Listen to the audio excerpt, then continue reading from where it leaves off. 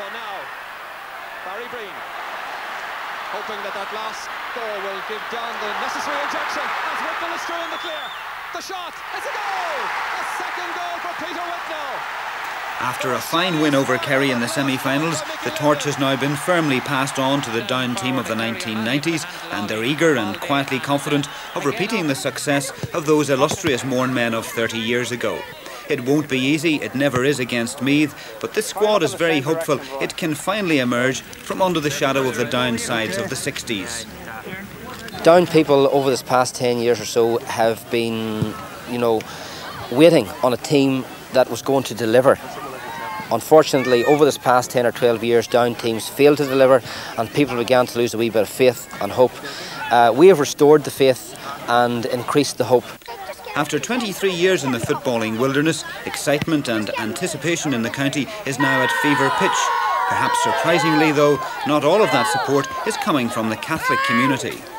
That is the beauty about it. For example, a number of policemen have been stopping at checkpoints and so forth, and wishing us all the best and so forth. And they're very much behind us, and I think it's a great thing. It's across the whole divide. Everybody's very, very much in favour of us.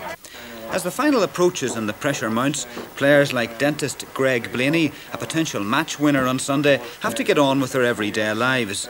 There's hardly likely, though, to be a queue to be his first patient next week should the unthinkable happen. But if he wants some expert advice from a Down great of the past, well, he only has to run up the stairs. Looking at the Meath record this year, the way they could pass Dublin, Wicklow, you'd have said that the name was on the cup. They've hung in there with their fingernails when other teams would have died.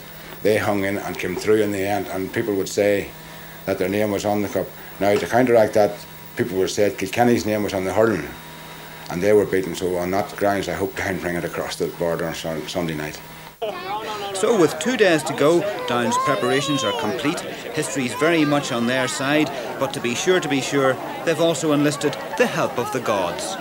1961, Spurs won the FA, the Cork Rose won the Rose at Tralee, and Tipperary won the hurling, and Down won the All-Ireland. So them 3 things already happened, so Down should take the All-Ireland this year as well.